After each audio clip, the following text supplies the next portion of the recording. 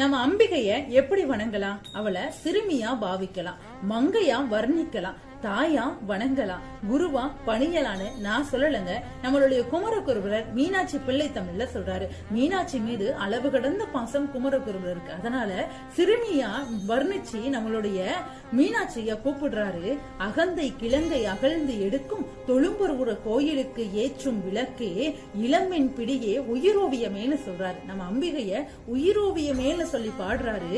அமைச்சர்கள் ராஜாக்கள் எல்லாம் இருக்காங்க.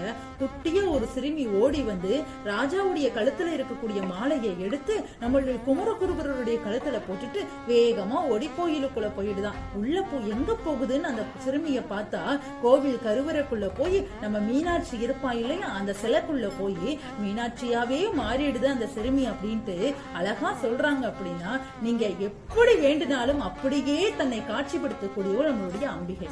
நன்றி.